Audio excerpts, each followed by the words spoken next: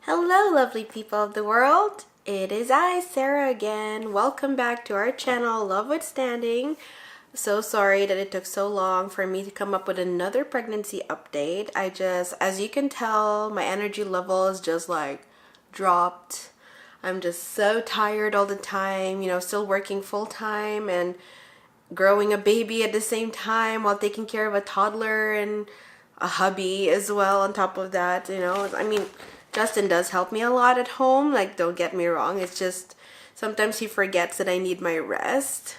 So then I try to sort of like help him around as well. But yeah, let's not start off with that kind of mood. Let's just start off with, hi everyone, how are you all doing? I hope you guys are having a good time, staying safe, staying healthy, connecting with friends, even if it's virtually, like whatever works, So in today's video, you guys have a lot to catch up on. So I'm gonna do my very, very best to squeeze all the weeks of pregnancy together just so you can catch up to how far along I am in real time. I'm not gonna reveal that yet, but here we go. So in today's video, I will be speaking on some real symptoms as well as some exciting highlights for weeks 18, 19, 20, 21, and 22 of my second pregnancy. So here we go. In this video, we'll be highlighting the gender ultrasound, also known as the anatomical scan. So yeah, that's exciting. But yeah, and also I'm going to include some real life symptoms that I have been experiencing that are quite new compared to my first pregnancy when I was pregnant with my daughter Sabrina. So here we go. I'll still describe the symptoms as they are listed on my notes on my phone here, because yeah, I figured I probably won't remember them if I don't write them down. So just for you guys, I made sure to write them down so that I could post this video, and hopefully a few of you mamas out there who are expecting will be able to relate. If not, it'll be really interesting. Just leave me your symptoms in the comment section below. I would love, love, love to be able to compare my symptoms with yours and, see how it goes, especially since we're not sure if we are finding out the gender. So we're going to, it'll be interesting to know, like, based on the other mamas out there, whether you guys have found out the gender, whether our symptoms are similar or different. Like, I know that every pregnancy is different, but let's find out together, right? It'll be fun. All right, so for week 18, I am still craving McDonald's French fries. Thank goodness. Okay, look, it may not be the healthiest option, but I love how it's like sweet, not sweet, did I say sweet? I love how it's nice and salty. You know how sometimes with these fast food joints, they make their fries like extra salty?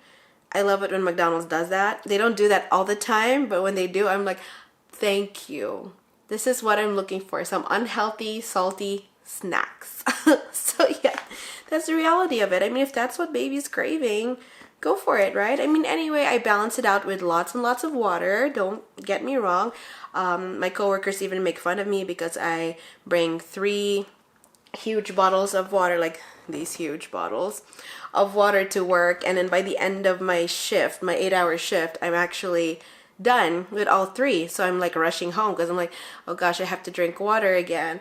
For some reason, I don't like drinking the tap water, even though it is potable, meaning it's very, very safe to drink. Canadian tap water here in Canada, it's very safe to drink. Just like I'm sure it is in other countries, but for some reason I don't like the taste. There's a bit of a metallic taste, and also Justin, my hubby, wants me to be extra careful with each pregnancy, and just overall he wants for our family to be drinking filtered water, to be on the safe side. So yeah.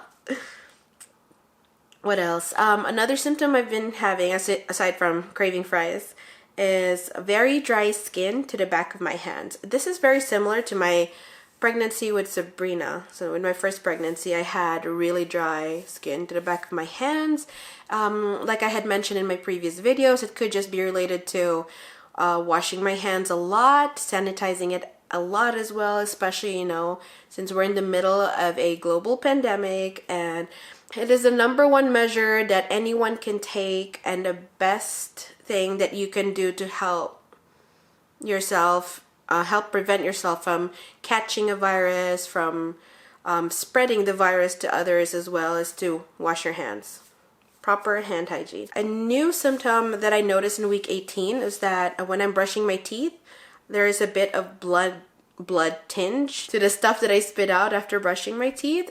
Just a tiny bit of blood. It's not like period blood, but yeah, tiny bit. It's also not a lot, just a bit, like a bit of a tinge, which is completely normal, because, you know, like the increased blood volume that your heart is constantly pumping to help sustain the life of your growing baby inside of you, is also making you prone to bleeding a little bit more. So like you get bleeding gums, and I don't know if you guys notice, but during pregnancy, when you have a cut, it sort of bleeds a little bit more than usual because of the extra blood volume in your body.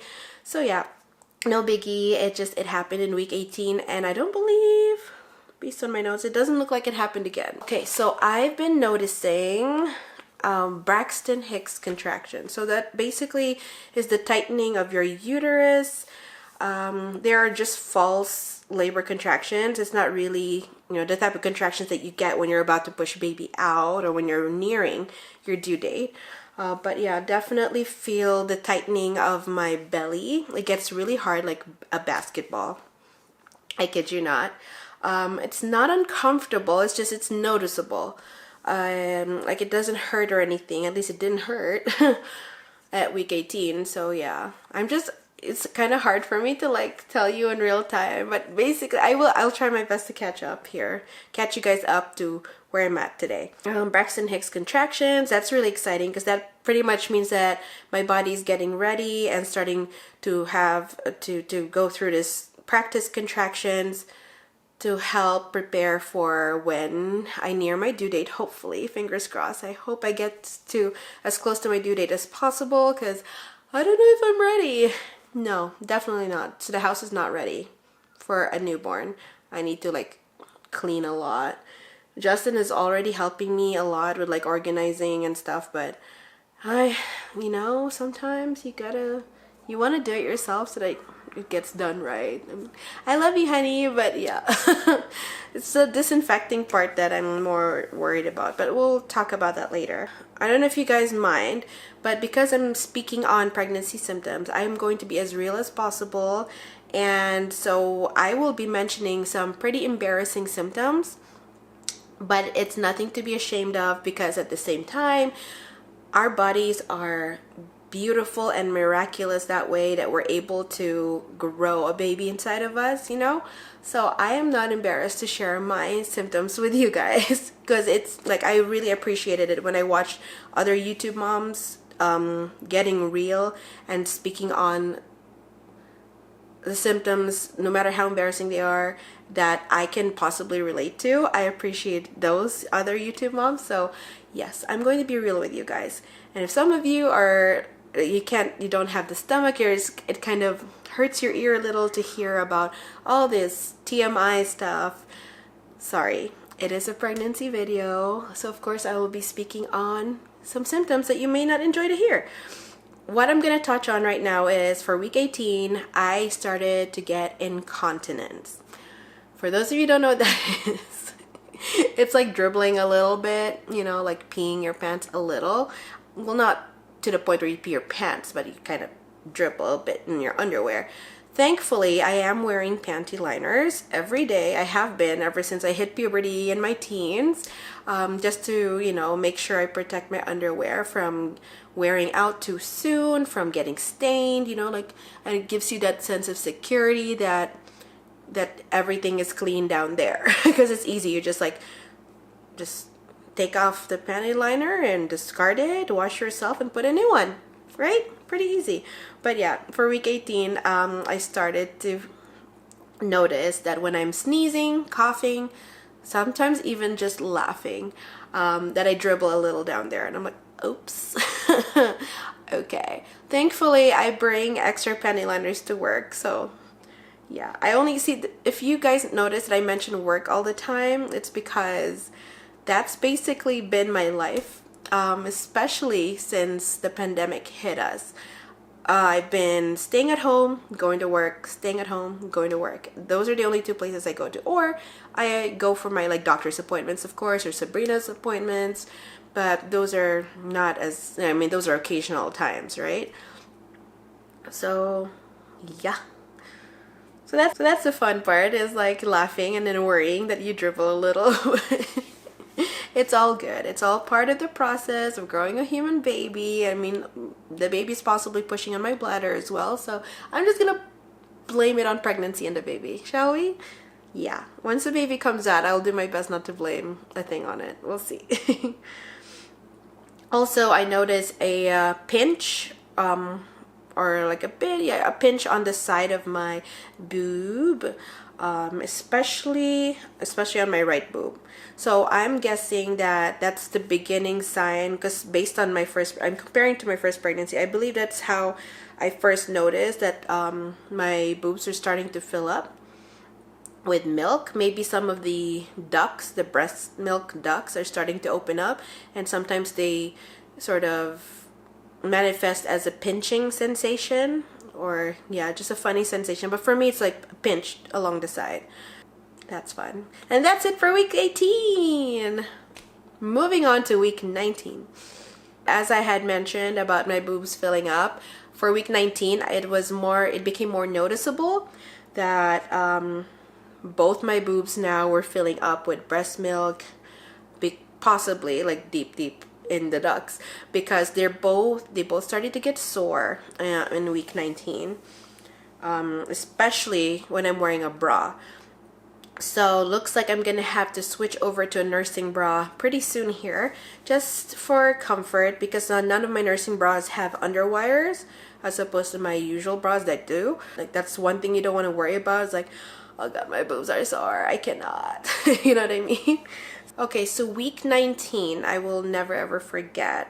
For those of you who have been watching our channel, hopefully you have come across the video where we had gotten sick or Justin and I had gotten sick with what seemed like flu-like symptoms, minus the fever. And we were that was a bit of our COVID scare at the time. So I was actually 19 weeks along at the time. So yeah, there were like ups and downs to week 19 too. So for week 19, I got sick for about, I think, 5 days, if I'm not mistaken. And then I got tested or swabbed for the COVID-19, as well as my husband Justin, and thankfully neither one of us tested positive. It came out negative. So it might have been just like the common cold that somehow hit us hard. It could have been just beginning stages of the flu, but the thing is that we didn't really have all the symptoms of the flu. It was more like fatigue and, you know, the usual cold symptoms like runny nose, cough, and all that. And when I say it took 5 days, what I mean is the fatigue maybe lasted about two days, and then the cough, of course, for me especially, the cough lingers. So by day 5, I think, is when the cough completely went away. So of course we had to self-isolate at home. I could not go to work, which is thankfully our workplace, the team there and our management team have been so understanding and so supportive. And yeah, they tried their best to pay out my vacation days, my sick days, any days that they can pay out during those times. Because at the time, our government in Alberta, Canada, did not have a special benefit for people who need to self-isolate, meaning they did not, the government did not compensate people for loss of income if we were to self-isolate, say, for like 14 days. But I mean, currently, I don't know as of when, but basically in 2020, sometime in the fall, I believe, is when they decided to come up with that benefit to help support families and individuals who are facing loss of income from having to self-isolate, which would hopefully promote them or us to stay at home and not worry about bills and all that, and not forcing ourselves to go into work and exposing ourselves and having to lie about having symptoms. Do you know what I mean? So thankfully, they've figured that out now, and we are very, very lucky to be living here where the government actually cares about the people as much. And also, like I said, I feel very fortunate personally for to be working where I work, because even though it's a high risk environment, like I work with older adults, right, at a retirement residence, that at least everybody, the staff, the management team, the residents as well, have all been working really hard and working together to keep each other and everyone around them safe. So yeah, very fortunate. Where was I? Week 19, y'all. I was talking about symptoms. Anyway. So I mentioned I got sick with flu-like symptoms minus the fever. That's the downside to week 19. But the highlight for week 19 is that thankfully I was able to get well in time for my anatomical scan, also known as my gender ultrasound. As you know, these gender ultrasounds or anatomical scan they take place, I think, around 5 months of pregnancy, the 5th month of pregnancy, so around 19 to 20 weeks. And so I was scheduled for one. I'm so happy I was able to make it. I'm so glad I recovered from my cold in time before this ultrasound. So yeah, so I decided not to find out the gender. That's my personal decision. Justin is a little unsure. I think he kind of wants to, but I'm kind of telling him no. So I told him, look, in order for us to be able to keep this gender a surprise for both of us, we would have to agree together not to find out the gender, just for fun. I mean, you know, it's already like baby park number 2 is already in quarantine in the middle of a pandemic, so it only makes sense for a quarantine baby, I mean in our books anyway, for a baby in quarantine, that nobody knows what we will be expecting. Do you know what I mean? Until the baby comes out of quarantine, so to speak. Hopefully in January of 2021. Again, for those of you who are wondering, my due date is January 24, 2021. So let's hope I make it till then, right? I mean, I'm kind of nervous because a lot of people say that, you know, the second pregnancy and onwards, baby might come out early. I'm hoping that's not true. I would love for baby to be well done or well baked as near to due date as possible, hopefully giving me more time to rest, to catch up on some sleep, because hopefully I'll be going on maternity leave before baby arrives. Do you know what I mean? So basically in this ultrasound, I asked the ultrasound tech not to reveal the gender to me. So I looked away when they were checking the genitalia area of the baby.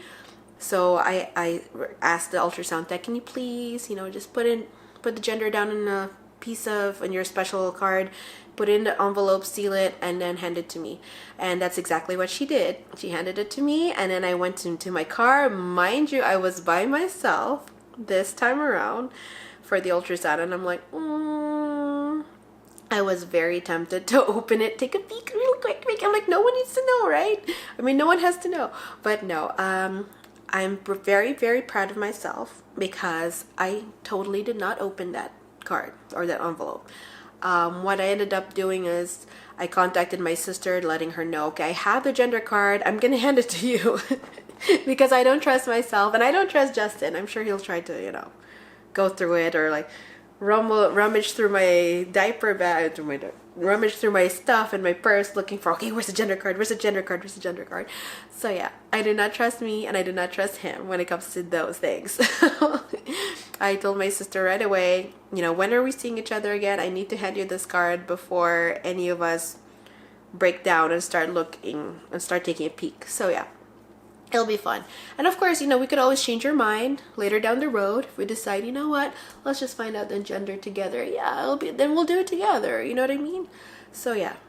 So aside from that, what I found out on that day was the ultrasound tech did mention, because I did ask her, I was like, did you notice whether this pregnancy around I'm having a marginal cord insertion or MCI, which typically means that the umbilical cord of the baby is attached to the edge of the placenta, where it's getting its nutrition and all the good stuff. It happened when I was pregnant with Sabrina, in my first pregnancy. It happened as well that time. And so she ended up coming out small for her gestational age. She came out at 6 pounds, 2 ounces, I believe. I could be wrong, don't quote me. I just remember 6 pounds. And like, to me, I'm like, thankfully, that was my first baby. I had her naturally. I pushed her out vaginally, you know what I mean? So the smaller the baby, the better, you know what I'm saying? Especially for a first time pregnancy, I mean first time mom. But yeah, she ended up regaining her weight within a week anyway, like outside of me, after she was born. So I'm not too worried about it, but I was just curious. So I asked my ultrasound tech that day. I said, so do you notice any marginal cord this time? And she took a look and she's like, yeah. So generally they're not allowed to tell me all these things, but because I asked, like, she was kind enough to, like, usually they have to wait until my doctor contacts me with all these details, but she was kind enough to share that much with me. And she was like, yeah, looks like you do have a marginal cord insertion again with this pregnancy. And I'm like, okay, lovely. So basically that should motivate me to try to eat a little bit more than I normally would enjoy, to hopefully provide enough nutrition. I mean, both my doctors, my family doctors and my obstetrician told me that they don't believe that Sabrina being small for her age had anything to do with the marginal cord. They said that it's a very small percentage of babies that come out small because of MCI. But I don't know. I mean, I'm also short too, so I guess that's what they're leaning more towards, is that genetically I am small. I mean, I'm like 5'2", that's my height, so maybe that's why she came out small. Like, we don't know what really caused it, but the good news is they were not worried either, because she basically regained her weight within a week. I'm talking about a first baby, y'all. Anyway, also I noticed with this ultrasound that was a little bit different from my first pregnancy, is that this baby is actually extra active, really, really active. Could be because I ate something sweet prior to that. I believe I had my usual maple and brown sugar oatmeal that morning. So that helped trigger the baby to like move a lot. And because of that, I actually had to be rebooked. My ultrasound tech said that they would have to rebook this anatomical scan for a week later, because she said there are certain parts of the baby that she's not able to see. Like she wants to be able to see the baby sort of. So the baby had its hand in a fist. She wanted to be able to see the baby's hand sort of open up, you know? So yeah. They said it's nothing much to worry about, but that's one of the things that they needed to see. And I think they were unable to find a kidney. I could be wrong. They're saying that they could only see one side of the kidney because the baby is sort of like covering, sort of like, you know, curled up and just moving a lot and not cooperating this time around. So I'm like, for me, it's great because I'm like, baby's moving a lot. So nothing for me to worry about. Especially since I couldn't feel the baby move yet. You know, like I haven't felt baby kicks yet at week 20. So to me, that was a bit reassuring. I'm like, thank goodness. Oh, I should probably show you the ultrasound photo. Hang on. Okay, so there you go. So that's basically, what am I reflecting on here? Is there like a light?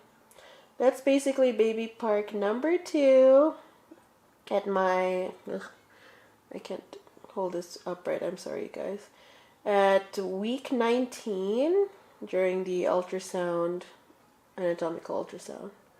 That's the profile. And so the receptionist at the ultrasound clinic not only printed 1, but she printed 2, which is so sweet. She printed 2 photos of the ultrasound because she said she couldn't resist showing me this little foot. Oh, baby park number 2. It is the cutest little thing. So yeah, I really appreciated her for that, because then I ended up with 2 photos, one of the foot and one of the profile. So I'm very, very happy. They're so sweet. And yeah, that was pretty much it for my week 19. symptoms as well as highlight.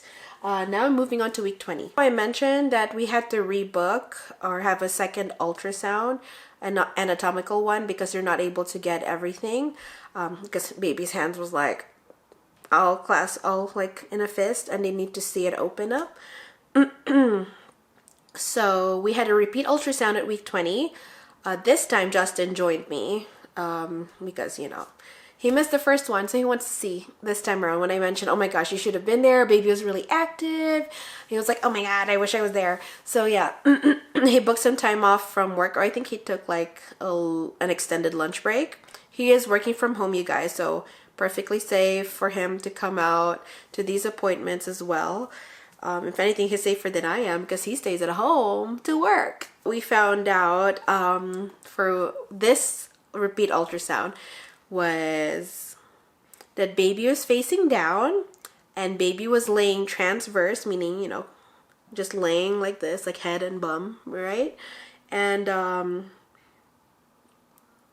for the longest time, baby is like refusing to open up his or her left hand. It was like still again in a fist, and they're like, oh come on. So the ultrasound technician had to sort of like use the probe and poke at my belly a lot and shake and then poke again just to get baby to open his or her hand, and he or she finally opened up the hand like that, and I was like, oh, thank goodness. They just wanted to make sure that that the baby's able, like the fingers were not fused together, and they wanted to count as well, so they counted all 5 fingers in one hand, which is great. She got to see both kidneys, she got to see all 4 chambers of the heart. So yeah, basically everything looked terrific, thank goodness. Okay, so for the repeat ultrasound, this is the photo that we got of baby part number 2. Let me try to get it focused. Yeah, this is the photo that we got of baby part number 2. I know it looks a little scary, it looks skeletal. It looks like a skull with no nose, but that's baby part number 2's face. So that's it for my week 20. Now, I had to combine weeks 21 to 22 symptoms because there wasn't much difference from, you know, weeks 18 and 19 and 20. So yeah, I hope you guys will bear with me. I don't want this to be a long video as well, since I'm trying to catch all of you guys up to where I'm at right now. All right. So for weeks 21 and 22, fun. The best highlight for these weeks are on September 14, 2020, I felt baby's first kicks. Oh my gosh, I was so excited. I was like, oh my gosh, baby kicked.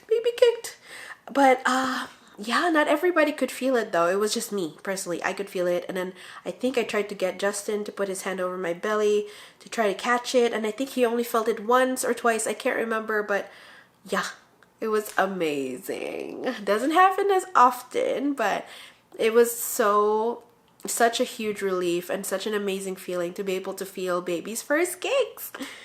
Gosh, like baby waited this long, hey?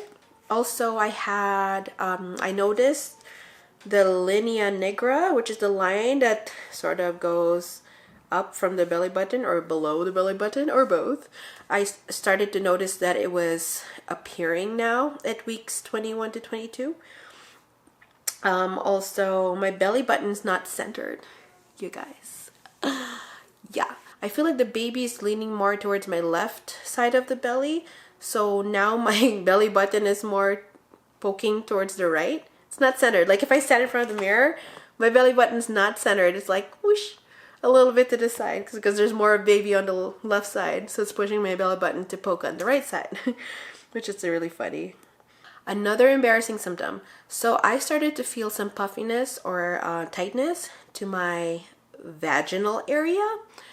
I could not for the life of me figure out what is going on there. I'm hoping it's not the baby trying to like push against there and therefore making it puffy and tight. Like, yeah, but I actually found out what it was, except you guys are gonna have to tune into the next video because that's where I will be revealing what my doctor and I ultimately found out about the tightness or puffiness to my vaginal area. So tune in for that. that's all I got for weeks 18, 19, 20, 21, and 22 of my second pregnancy with baby Park number 2. We still do not know the gender, but yeah, stay tuned. You never know, we might change our mind. Thank you guys so much for bearing with me, especially, and for bearing with with my tardiness and catching you guys up. I hope that I'll be able to give you guys more pregnancy updates and until you catch up to real time. So yeah, thank you for watching. I hope you guys have a wonderful day. Hope you're staying safe and trying to stay positive. Just hang in there, you know, we're all in this together.